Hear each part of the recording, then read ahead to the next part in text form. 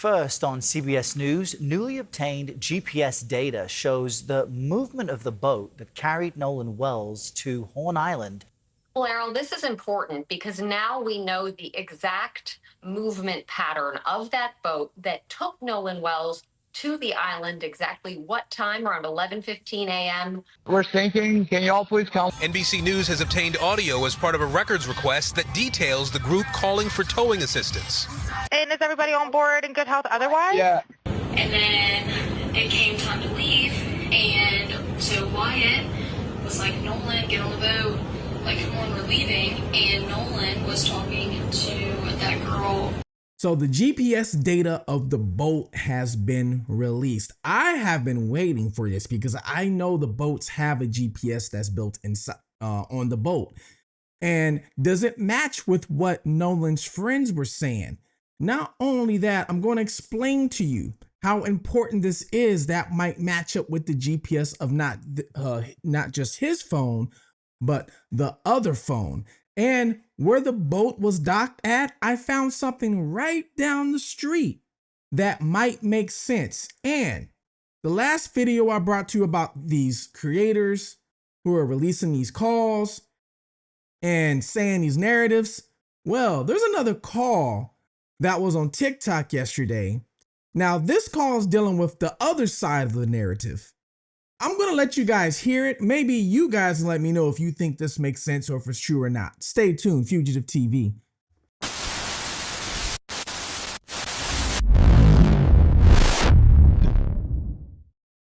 Welcome to Fugitive TV. I am your host, Ray Marcel. What we do here is we take a look at cases of missing individuals, anything true crime, anything that might need a deep dive in the case or a different perspective. Now, see, I was once a fugitive on the run from the law myself. I ran from the law for 15 years, living in different countries under different names, assumed different identities, and eventually turned myself in.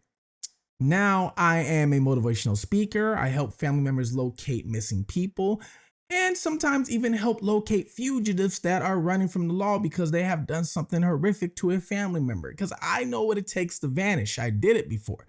Well, we're going to continue with Nolan Wells because everybody needs to figure out, and they want to know exactly what happened to Nolan. If I was his parent, I would want to know what happened to Nolan too. So I am not faulting the parents for doing what they're doing. It just makes sense. Do what you do to try and get, the truth out. Well, today there's been some audio released. All right. They actually released the audio, not all of it, but parts of it, of Nolan Wells' friends making a phone call, basically saying, hey, the boat, it needs to be towed. So we're going to talk about that. And we're also going to talk about the GPS data because boats have a GPS on them. And the GPS data of the boat was released. Now, before we get into the GPS, let's talk about the call. Now, for you guys that don't know about the call of the friends, Nolan Wells went missing off the coast of Horn Island, 10 miles south of Mississippi, south of the coast of Biloxi, actually. And the friends don't know what happened to him. They said he was going to stay behind with a girl named Katie. Katie said she doesn't know what happened to him. Nobody really knows what happened. It seems like a bunch of people just pointing fingers. Nobody knows, right? Nolan Wells' body was found a couple days after 4th of July. And unfortunately, when they first looked at the body, they said that they think he's drowned, but there's been no official autopsy results that's been back in yet. There's been a second autopsy that's being done, but there's no results back then yet. Once I find out results from any of these, as soon as I find out, I will let you know. But nothing's been done yet. But the first eyes that were just on the body said it appeared that he drowned. There was no forced drama or things like that. We do know, and I explained this in my last video, that he was identified through dental records. Now, that does not mean that his body was disfigured and they didn't know who he was. No, it's standard procedure because usually when they find the body, they identify it through fingerprints. But Nolan was never arrested. He's never been arrested. I did a background check on him myself. He was a good kid, so he wouldn't have fingerprints in the system. He was only 18 years old. So this will make sense of why they did dental records on him. So that's just standard procedure. Now, the story goes, Nolan Wells' friends, they said they departed the island. It was approximately around 4 to 4:30 p.m. when they departed the island.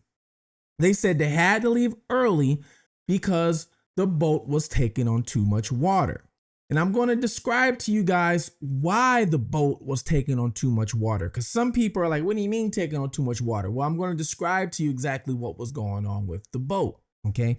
So they had to leave. Now, on the way back, they had to call a tow company. Now, for those of you that don't have a boat, because I know a lot of people don't have boats. Now, I live here in Florida. I'm not from here, but I live here in Florida.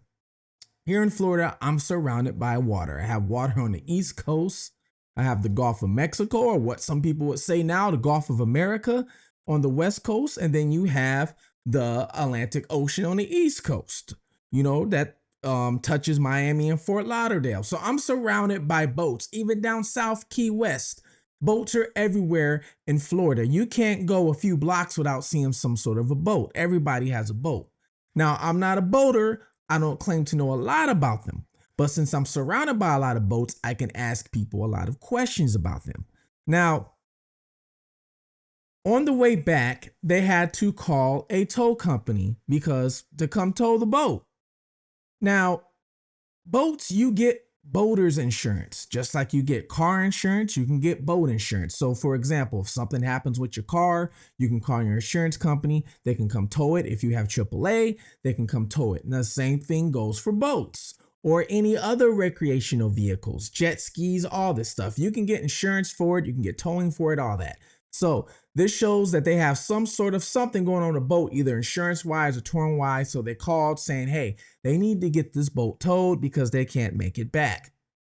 Now, the boat was taking on a lot of water. Now, a lot of people I saw comments on some people's videos, like they just didn't get it. So let me explain to you really quick what was going on with this boat. These boats have what is called, and I can't pronounce the word. I don't know if I'm pronouncing it right. So anybody that knows about this part, go ahead. You can correct me. A bilge pump or a bilge pump, bilge pump. All right.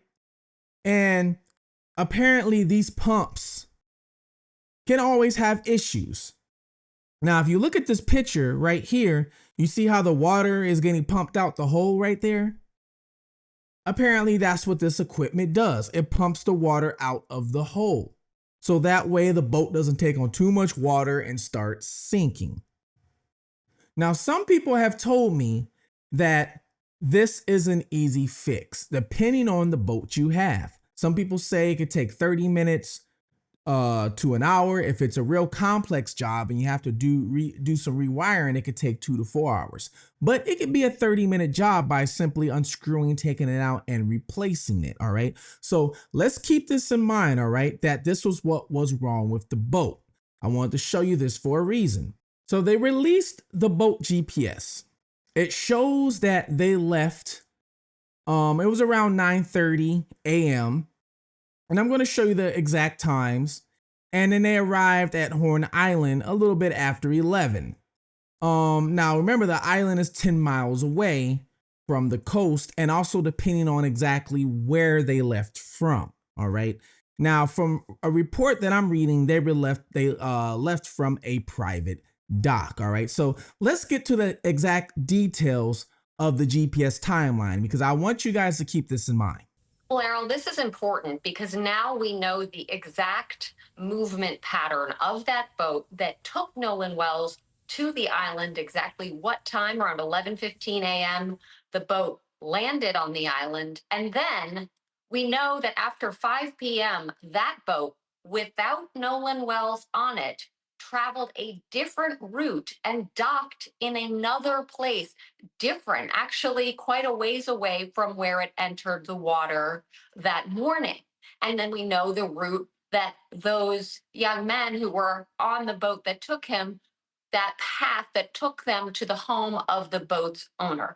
All of this is being scrutinized by law enforcement. So this is a key part of it, because the big question is, what happened to Nolan Wells, and did anyone see him enter the water?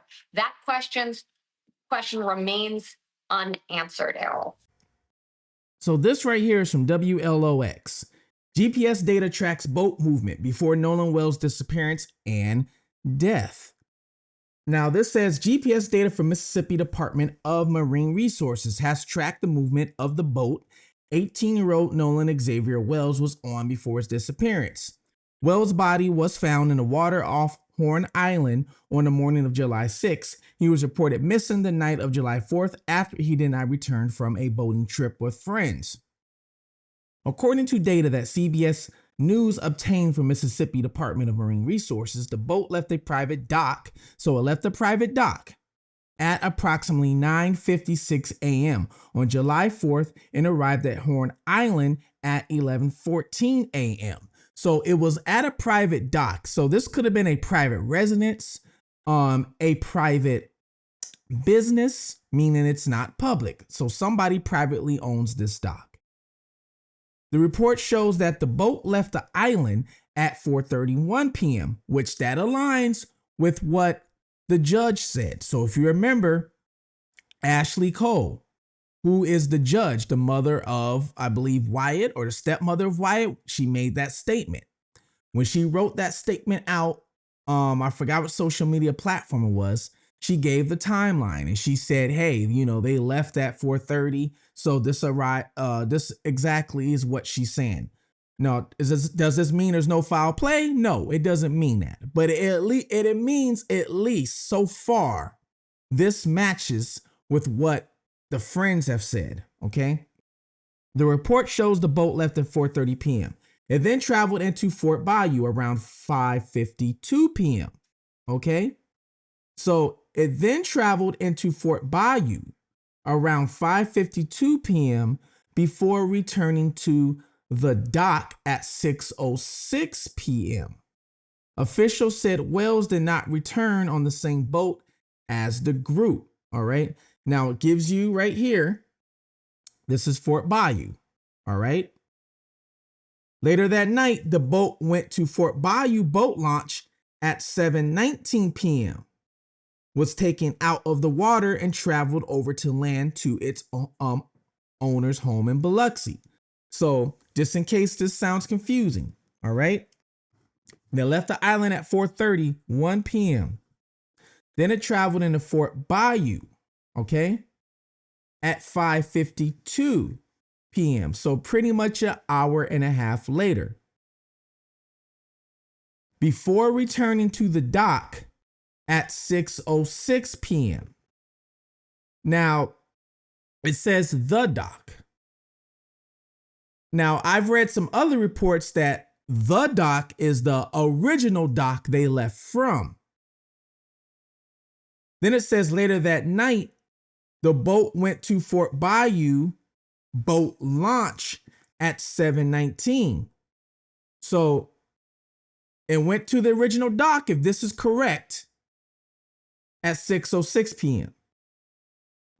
Then it went to the Fort Bayou boat launch at 7:19, meaning it went there a little under an hour, or hour and 15 minutes later.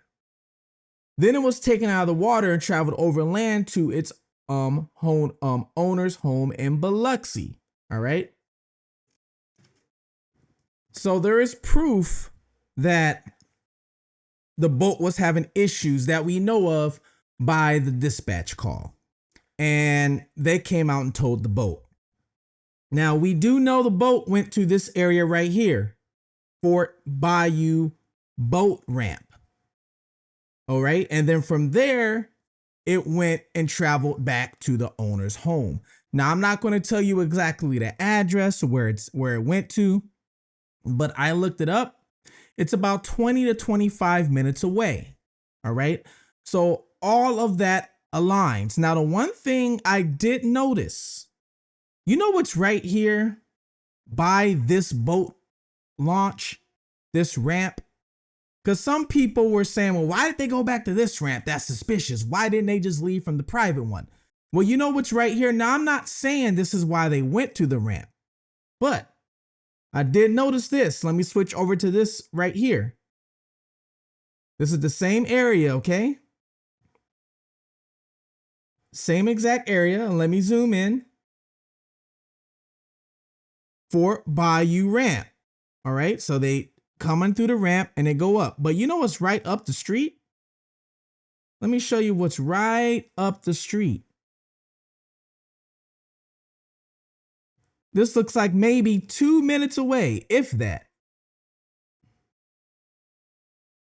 Ocean Marine's Boats, Ocean Springs. Then you keep going up, you have Bay Marine Boat Repair. Literally, like 3 minutes up the street. So is it possibly they could have went to the boat marine, to the repair shop to go get that part? You know, especially if they already knew what was wrong with it, could it be very possible? Because I looked by where their house is at, or I should say where the boat went to. This would be the logical place to get the part at. Now, the one thing I will tell you, unless they knew the owner of this place and he was able to access the doors, on Saturdays, they're closed. Saturdays and Sundays, they are closed. So I'm not saying this is where they could have went to, but maybe they had an idea. I'm not sure. But I just found it interesting that, you know, the boat repair shop is right up the street. But it is a launch, all right? And it's not odd to see a boat repair shop right down the street from the launch. And not only that, this launch looks like it was easy accessible, you know, to get the boat up onto the vehicle to have it towed back to where the home is at. Off the coast of Mississippi, a mom of one of the friends last week said the group left without Nolan when their boat began malfunctioning. We're sinking. Can y'all please come? NBC News has obtained audio as part of a records request that details the group calling for towing assistance. And is everybody on board in good health otherwise? Yeah, everybody's on board. Nolan went to the island in a boat with friends on July 4th. His body was found 2 days later. It's unclear whether Nolan was with anyone when he disappeared. This as the search for answers. Now, you guys remember these timelines, right? They left the island around 4:31 p.m. because they're having boat issues. The mom, the judge, Ashley Cole, said that, you know, they left the island around 4:30 p.m. She said that in her statement. Now, this part, I think a lot of people overlooked this. Nolan's mom actually made a post. And let me show you this right here, okay? This post is from Nolan's mom, and I think a lot of people overlook this right here. Please continue to look through your photos and videos, specifically starting around 4:30 p.m. We have received pictures around that time showing him walking on the beach. Again, please only private message me if you have any information. His mom received pictures, okay? And it shows, she's telling us right here, she received pictures around 4:30 p.m. of him walking on the beach. The boat left at 4:31 p.m. Now, just in case you don't believe the pictures, let me show you this. A post from Ashley Anita. It says, it looks like Nolan, and this was taken around 4:30-ish yesterday. Does that look like Nolan to you guys? Does it look like Nolan? Let's zoom in a little bit. You see that? Let me move myself out the way so you can see. You see? She said around 4:30-ish yesterday.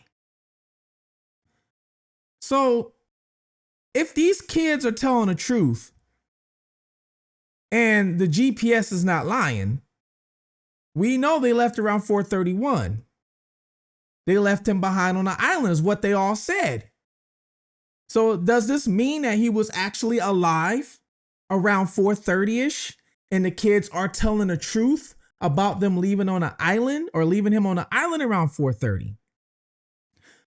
I'm not saying this is truth and I'm not saying this is lie. I'm just presenting to you information that I have found by the GPS coming out today. So you guys, I've been waiting for these GPS coordinates to come out. I knew somebody had to get them. I've been waiting because I wanted to see if they match with what Ashley Cole, the mom, said, who's the judge, and what the boys said.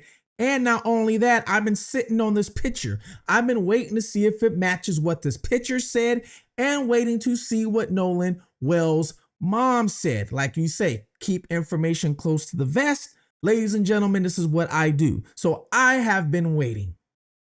Now, this does not mean that there is still no foul play.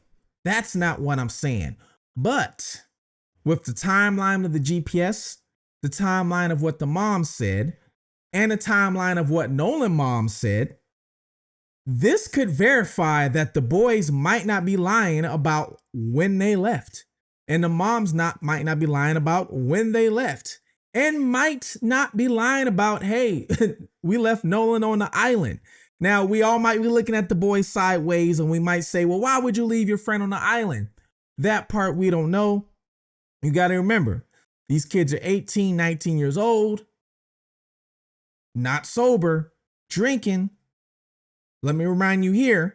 Happen, and they're willing to do anything to get those answers, and I think rightfully so. Any parent will feel the same way. But let's not jump to conclusions here. We also can't look at what the family is saying and kind of take that as law, because they're going to hear investigators talk the way they kind of want to ingest the information. So the investigators, as you see, they all got spritzers and cans in their hand that doesn't look like liquid death water. So obviously, when you mix that age with alcohol, their brains are not going to be thinking clearly. A grown man gets a certain amount of liquor in him is not going to think clearly. We all know that. So when it comes to people who aren't even legal to drink, which I think should be even looked into of who supplied the liquor, and maybe now this all could be looked into. We don't know. I'm going to explain that too. But we just don't know. But you have to remember the age of these people, the age of these individuals. Yes, they're adults, but they're still young. When I got into trouble, all right, I was in my early 20s. Then I went on the run for 15 years and went back and saw the judge and everything else. And the judge told me in courtroom from a judge. And he says, you know what? It made sense why you changed your life around the age of 26, 27, and why you started doing things the way you're supposed to do things. Your brain as a young man developed. That's what the judge told me. Now, I'm not saying this is an excuse, but these are also factors that you have to look into these factors. All cases has factors and situations that you all have to look into.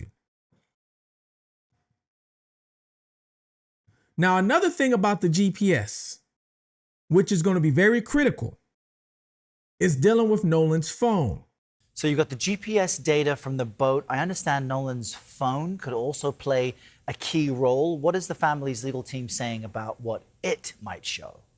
Absolutely. The family is now saying that there is a joint probe of that phone. So the family's lawyers and the sheriff's department and also investigators with the district attorney who are working closely with law enforcement partners on it. They are looking at this phone to see if any Snapchats were deleted, any texts were deleted. The family told me that they have questions about that. It was unusual that on that day, July 4th, there didn't appear to be any communication from that phone. Now, of course, it could have been in a dry bag in that boat that whole time, but they still have questions, Errol. Whenever the parents decide to turn the phone in and they all looking at it together, because I guess that's what they're going to do. They're going to extract the information together so everybody can see it at the same time. So if the GPS coordinates match up with the boat coordinates, that does prove Nolan's phone was on the boat. Now, that could also prove that Nolan left his phone on the boat. If these pictures are telling the truth that he was still on an island around 4:30ish and the boys left him. It's also going to prove or show if anybody's lying about their whereabouts. Now, for example, I know for a fact these people on the boat, I'm pretty sure, guys, they've been questioned. I'm pretty sure they've been questioned. They don't have to let us know, and I don't expect them to let us know. I told you this in the last video. Just like I just told you, I kept information close to my vest just so I can see what comes out. Same thing with them. And this is how law enforcement works. They're not going to let us know everybody they interrogate or investigate. Why? So that information can leak out. You see how all these false narratives are running around Facebook, TikTok, and YouTube. So no, they're not going to do that. They're going to keep the information close. So now let's just say, for example, if Ricky had his phone on him and Ricky's like, yeah, I went here, I went there, and I went here. Well, the boat shows you went here though. Get it? Now Ricky's been caught lying. Now let's look at Ricky's cell phone data, because now they have enough evidence to get the cell phone data from Ricky's phone, which I'm going to get into that too, because some people are kind of confused about how come they're not taking their phones, how come they're not doing this. I'm going to explain all that to you the best way I can. I'm going to dumb it down. All right. But this GPS data is very important that it aligns, if it aligns with Nolan's phone and aligns with everybody else's movements that was on the boat up until they left the boat and maybe went their separate ways. Does it all align with what the stories they have said? Or is somebody telling a lie saying they were really over here, the boat showing over here, and maybe that person's phone is showing with them over here? Now there's enough evidence. All right, let's search your phone because you're lying about where you were located at. All right, you're saying you're on the boat, but the boat's showing over here and you said you were over here. All right, so now some people, actually everybody, is pretty much in an uproar over the phone because they're saying, how could he leave his phone? No teenager leaves his phone. And you know what? I agree with you guys. I totally agree. Who leaves their phone behind?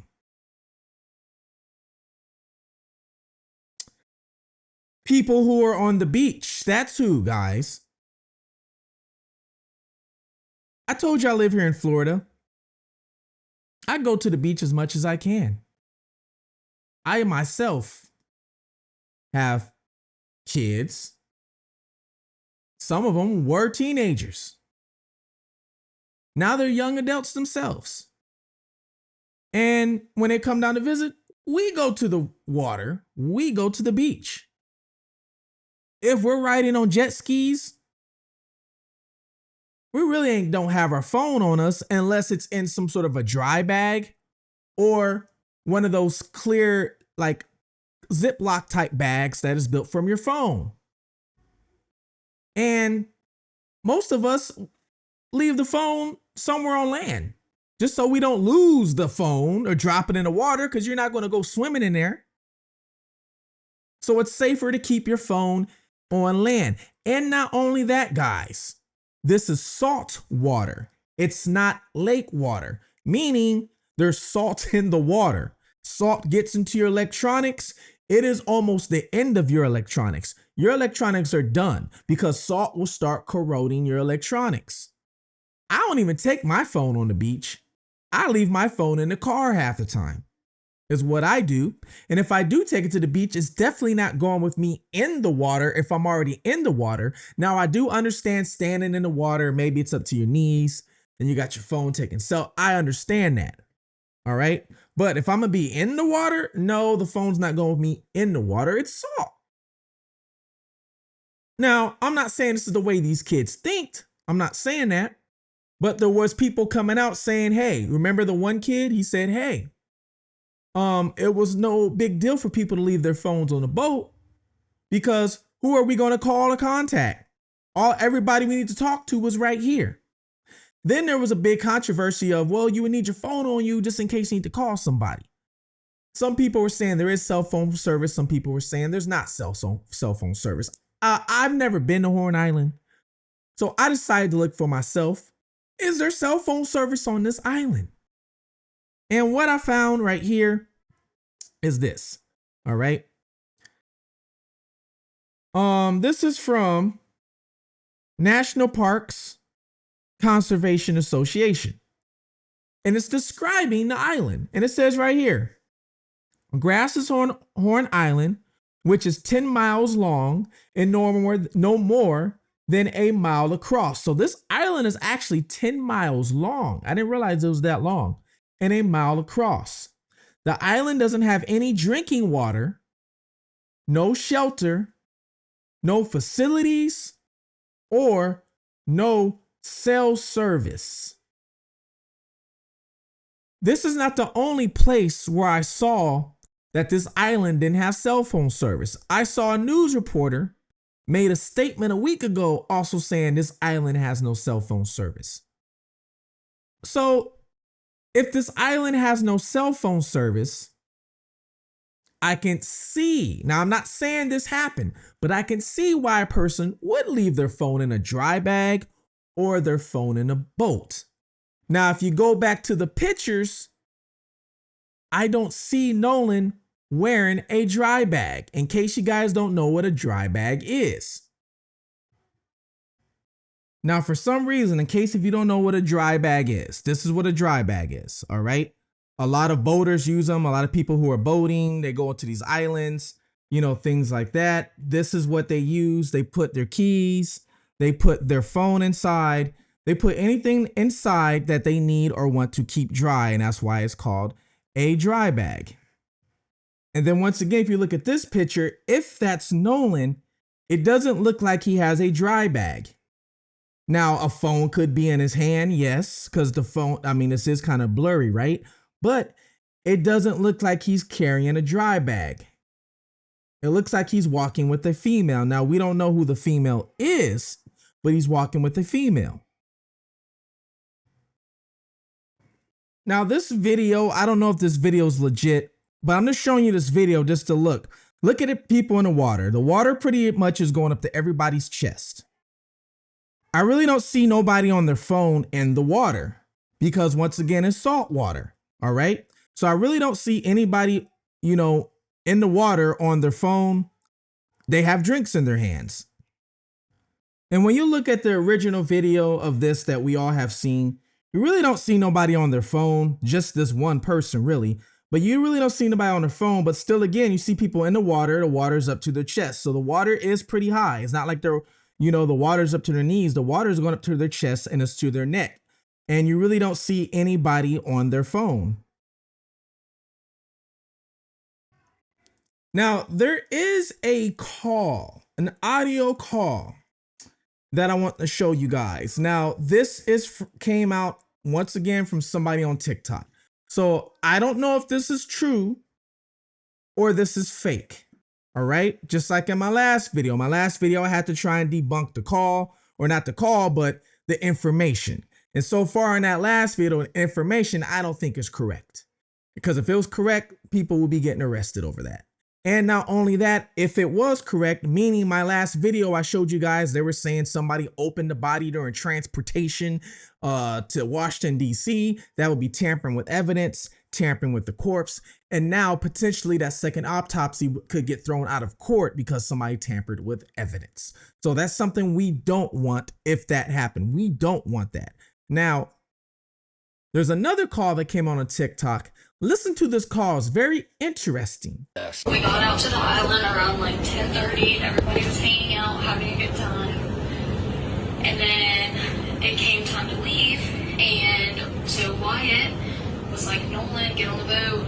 Like, come on, we're leaving. And Nolan was talking to that girl, Katie McCormick. And he was like, oh, I'm just going to go back. I'm going to go off. TikTok only lets you send 1 minute video. Well, I know. But he was like, oh, I'm just going to go back with Katie. And we'll be right behind y'all. We were all going to the same house, the same place. He was like, I'll be right behind y'all. y'all go ahead without me. I'll see y'all, like, I'm literally gonna be right behind y'all, whatever. So, Wyatt and all them left because they were like, okay, he's just gonna go with Katie, whatever. Well, then everybody got back in and we were all at Ava's house and Wyatt was like, where's Nolan? He was like, isn't he coming with Katie and them? And they were like, yeah. And Warren was like, let me call him and ask where he is. Or Warren was like, I have his phone. Like, somebody called Katie and asked where he is. And then they called Katie. They don't even notice. And that's when they found out that that Nolan never went with her either. She said that Nolan never went with her. And so no one knows what happened. Like, literally no one knows what happened to him, and it's so fucking heartbreaking. Girl. It's sick that people are sitting there blaming that on Eric and all them, like his childhood best friends. Like, it's sick. And none of them would ever do that to him. And like, people are literally texting me, like threatening me and shit. It's like, bro, I don't know, it's just so upsetting. It's just so upsetting. What? Fuck. So when you listen to that call, she's saying that they left. And of course, that's what they said. And that he stayed behind to be with Katie. And some sort of way, Nolan pretty much vanished in between these two parties of people. Like, what happened to him? It's the only thing that I can think about. Now, there's two things I can think about. The first thing is, if there is foul play involved, are we all looking at the wrong people? Now, I'm not going to say me, but is everybody else pointing fingers at the wrong people? Because I've been neutral in this whole thing. I was like, And I think in situations like this, you have to stay neutral. You have to keep your eyes here and here. Because if you only have tunnel vision, if there's something that comes up here, you're not going to see it or even want to see it. So you have to be clear of everything. So could people be looking and have tunnel vision at the wrong, if there's foul play, at the wrong people? Because there was way more people on this island than just the friends he came with. Nobody seems to either mention this or talk about this. So if they really left at 4:30, the picture shows him on the island at 4:30-ish, and the mom saying he was last seen at 4:30, it's possible that he was still on the island at 4:30 alive. And if there is foul play, could somebody else on that island have done something to him? All I'm saying, how many people was on that island that day? Can anybody give me a correct number? It looks like a lot of people. We know that. So why is it only narrowed down to the people he came there with? Why aren't we talking about the people that he, was left with? I'm just a thought. Another thing is, teenagers do want their phones. These young adults do want their phones. What if they start taking off from the boat? And then he was like, oh, wait, my phone. Yeah, let me go back and maybe start trying to swim after them. Who knows? They said that he was a good swimmer, good athlete. He probably thought he could make it. Now, I'm not saying this is what happened, but it could be a possibility. And this is why probably nobody saw anything. Now, a lot of people think, oh, nobody saw him drown or anything like that. I know in the movies, people are jumping, water go, It doesn't always happen that way. It doesn't always happen that way. If you get water inside your mouth, first of all, it can be hard for you to scream or make a noise anyway. And now you're sinking. It can happen like that. On ABC News' visit to the island, they heard from a local boat captain about how the scenic haven could quickly turn treacherous. Down there at the end of the west end of the island, there's a current that can, get you really quick, and it gets deep. So if you're an experienced swimmer, even that area of the island could be a little dodgy? Yes, especially with the current down there at the very end. It kind of eddies. If you're out there trying to swim that deep, yeah.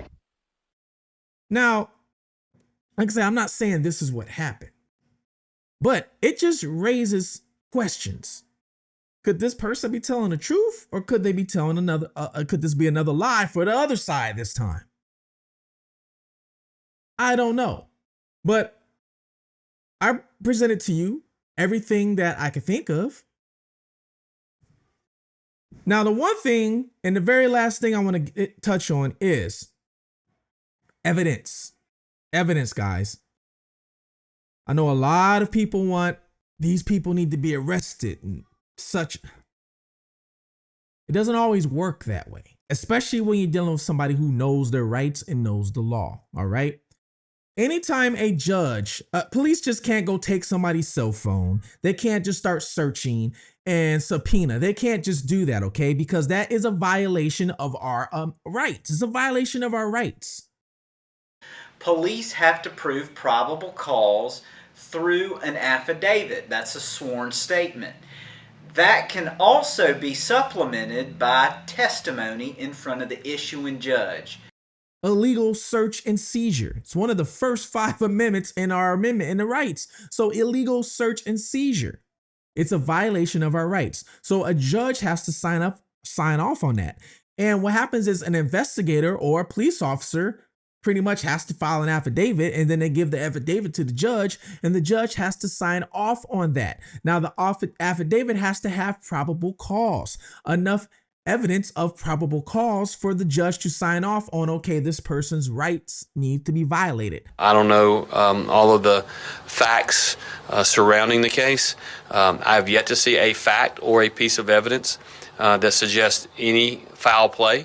But if there is, I feel confident that the sheriff's office, the district attorney's office, the members at the Department of Public Safety that deal with these crimes, if there had been one, they will find it and they will do what is necessary. We had a missing person, which was not a criminal case at that time, so we had to build our probable cause to get to that criminal case in order for us to do that, to get a search warrant for the premises or any other search warrant. Chin says probable cause is a standard of proof that needs to be approved by a judge. That basically just indicates that there is evidence out there to indicate that a crime might have been committed. That certainly doesn't mean that whatever judge signed off on the search warrant thinks that the suspects are guilty. Now, for one example, why probable cause and how it can work is if one of these people say, hey, I was over here, but really, you know, the boat says over here. Now, this is before we found out the GPS boats, guys. But this person says, I was over here. Okay, what were you doing? I was on a boat, but I was over here. Then the GPS comes back and the boat's really over here. Now there's enough probable cause to be like, all right, let's submit this to the judge. There's enough probable cause. And on top of the probable cause, you have to explain what you're trying to get. I need to get his cell phone, or I need to subpoena AT&T or T-Mobile to extract data from his cell phone, which doesn't always happen right away, guys. This can take weeks, sometimes months for you to get that, because you have to think, how big is T-Mobile and AT&T? How big and how many people are probably subpoenaing them daily to get cell phone data extracted? This ain't the only case that's going on. So you have to remember that too. So it can take a long time, but it doesn't just happen like that. So there are rights that they're supposed to technically go by, and that's just the standard procedure. Now, I know we all want things fast. Now, a lot of times things happen fast because the things that is happening to these people don't know their rights, guys. Cop accuses you of doing something dirty and foul play, and the cop's like, let me see your cell phone. Oh yeah, here, take my cell phone. Technically, you don't have to. Doesn't mean you're wrong or you're guilty. It's just if you want to give up that right or not. If you want to give up your right of illegal search and seizure, it's up to you. It's like think about it. All the times you guys have watched all these videos on YouTube of a cop pulling somebody over and wanting to search their vehicle, or maybe even wanting to ask for a license. And how many times have we seen these videos of the driver replying back with, well, I don't agree with illegal search and seizures. Why should I have to give you my name and ID and driver's license? What reason do you have to pull me over? What is the cause, sir? Am I being detained or am I free to go? Think about it. And a lot of you guys agree with these videos of the driver going in there and the cop could just be doing his job. I don't know. Or maybe he is profiling. I don't know. But we watch these videos all the time. So it's the same exact thing. If you got your phone on you or you got your house or your car and a cop comes up to you or investigators like, hey, can we see your phone? Maybe it's not matching with what such and such told us over here. And it's up to you to be like, okay. And then you have the right to say, no, you can't see my phone. No, you can't enter my house. No, you can't enter my car. What gives you the right? Well, we have reason to believe. I don't care what you believe. I know I didn't break the law. I didn't pass the stop sign. So you have to think about it from that angle, which a lot of people don't. All right. So you have people that know their law and they know they don't have to give up their cell phone. So in other words, police now have to wait for some sort of evidence or some sort of probable cause to put on an affidavit so the judge can sign off on it. So we have to wait and we do not know. We don't know, guys, if T-Mobile, Verizon, or any of these cell phone carriers, Boost, was subpoenaed. They're not going to tell us. So some things we do have to sit back and wait for. Well, I wanted to bring you guys everything that I found today. I thought it was interesting. These GPS coordinates came out. I think they're more important than what we realize. All right. And I hope I showed that to you guys today. Please like, subscribe, drop your comments. Let me know what you think. Do you think that this aligns with the boys telling the truth? Do you believe this caller, whoever this person was talking to, this was on TikTok, or are they pushing a narrative as well? Because you have a lot of people pushing narratives and you have a lot of people lying. Hate to say it, but you do. Do you think he was still alive on an island after they left? Like these pictures say, like Nolan mom is saying, which seems to get looked over. You guys let me know. Comment below, even where you're watching this from, all right? Please like, subscribe to the channel. Please, if you can, join the membership. I made it affordable. It will help this channel grow, get to what I wanted to get to, and help me do this channel full time as well. Because I want to bring to you guys the deeper clues and the deeper evidence that I can find that maybe the big media can't find. And not only that, give you a different perspective that I personally have been through that other people can't. So drop the comment below, like and subscribe. Please love one another. Take care of one another. All right. Until next time, look at your surroundings, watch your surroundings. This is Fugitive TV, and I am out.